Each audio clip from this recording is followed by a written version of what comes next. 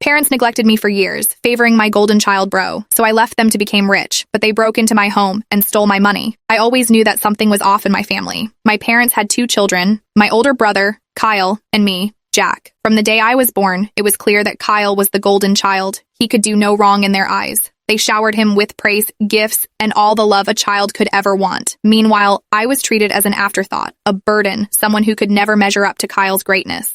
I remember one Christmas vividly. Kyle received a brand new gaming console and a stack of games. I, on the other hand, was given a sweater that was 2 sizes too big and a book on improving study habits. School was my escape, a place where I could prove myself without the constant comparison to Kyle. I excelled academically, pushing myself to be the best. Leaving for college was both liberating and terrifying. I worked multiple jobs to support myself, determined to succeed without their help. It was during this time that I discovered my passion for business. I started small, selling handmade crafts online to make ends meet. After graduating with honors, I took a job at a startup, eager to learn everything I could about the business world. The long hours and intense work environment were challenging, but I thrived under the pressure. But deep down, I knew that working for someone else would never satisfy my entrepreneurial spirit. I wanted to build something of my own, something that I could be proud of. So I took a leap of faith. I quit my job, cashed out my savings, and started my own business. I poured every ounce of energy into my business, refusing to let fear or doubt hold me back. Slowly but surely, my efforts began to pay off. My business grew, gaining traction and attracting clients.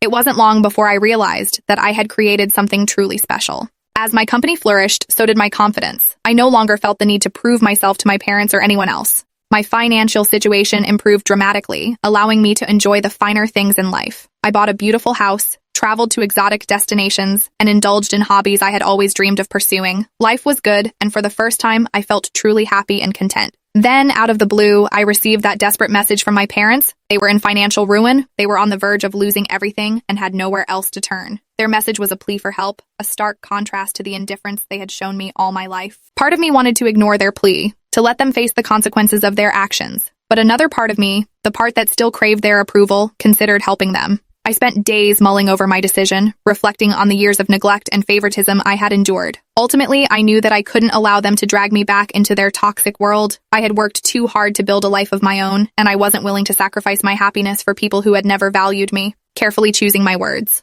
I expressed my regret for their situation, but made it clear that I could not help them. I urged them to take responsibility for their choices and hoped that they would find a way to resolve their issues. Sending that message was one of the hardest things I had ever done. Their response was predictably hostile. They accused me of being selfish and ungrateful, of abandoning my family in their time of need. They tried to guilt me into changing my mind. In the end, my parents lost their home, and Kyle was forced to confront the consequences of his actions. They moved into a small apartment, struggling to make ends meet. It was a far cry from the life they had known, but it was the reality they had created for themselves. They had spent years prioritizing Kyle's needs and enabling his behavior, and now they were facing the fallout. Initially, I thought that this would be the end of our turbulent relationship, but I underestimated the lengths to which they would go to try and drag me back into their chaotic world. It started with incessant phone calls and messages. My phone would ring at all hours of the day and night, with my parents and even Kyle himself begging for help. They pleaded for money, for a place to stay, for any form of assistance I could provide. They tried to guilt-trip me by invoking the concept of family loyalty and the notion that it was my duty to help them in their time of need. Each call and message chipped away at my resolve, but I remained steadfast.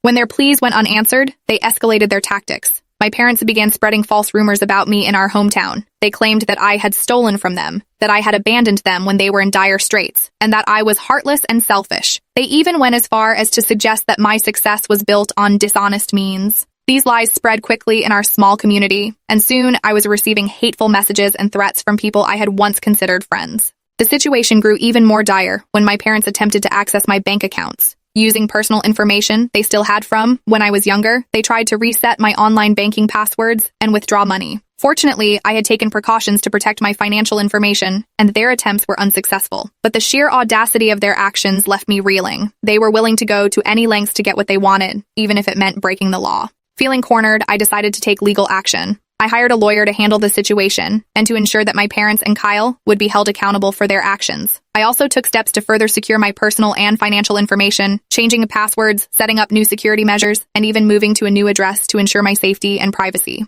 But my parents and Kyle were not done yet. Desperation drove them to even more drastic measures. One night, I came home to find that my house had been broken into. Valuable items were missing and the place was ransacked. I immediately called the police and reported the break-in. The investigation revealed that Kyle was the culprit. He had broken in, hoping to steal whatever he could to sell for quick cash. He was arrested and charged with burglary. As Kyle awaited his court date, my parents were left to pick up the pieces of their shattered lives. For a brief moment, I thought the nightmare might finally be over. But it wasn't long before my parents reached out to me once more. This time, their tone was different. They sounded contrite, defeated even. They expressed deep remorse for their actions and for the pain they had caused me. They pleaded for forgiveness, saying they wanted to make amends and rebuild our family. I was skeptical, but I decided to give them a chance, cautiously and with clear boundaries. We began to meet up occasionally, starting with public places like coffee shops and parks. At first, the interactions were awkward and tense, but my parents seemed genuinely remorseful. They apologized profusely, admitted their mistakes, and promised they had changed. After several months of tentative meetings, they asked to come over to my house. Eventually agreed, wanting to believe that they were sincere in their desire to reconnect. They visited me a few times, always expressing admiration for my success and pride in my accomplishments. Little did I know, their visits were part of a calculated plan. They began to come over more frequently, always finding excuses to wander around my house. They would ask to use the bathroom, get a glass of water, or look at some of my possessions. I started to notice small items going missing, nothing too valuable at first, just things that could easily be overlooked. A piece of jewelry here, a bit of cash there. I wanted to believe the best in them, so I ignored the red flags. A few weeks later, I discovered that a significant sum of money was missing from one of my bank accounts. I quickly contacted the bank and learned that the funds had been transferred to an account in my parents' name. Furious and heartbroken, I reported the theft to the police. An investigation revealed that they had somehow managed to gain access to my banking information during one of their visits, likely when they had been snooping around my house. Using the stolen money, $5,000, they bailed Kyle out of jail, and now he was on the loose. I was very scared, knowing that at any moment, he could strike. Determined to protect myself, I filed for a restraining order against my parents and Kyle. The legal process was grueling, but it was necessary to ensure my safety. I also took steps to further secure my finances and personal information, hiring experts to help me safeguard against any future attempts to steal from me or hurt me. As the restraining order was being processed, my parents made one last, desperate move. They tried to frame me for a crime, illegal owning of substances. Using the money they had stolen from me, they paid off a few unsavory characters to plant stolen goods in my home, and then called the police, accusing me of drug abuse,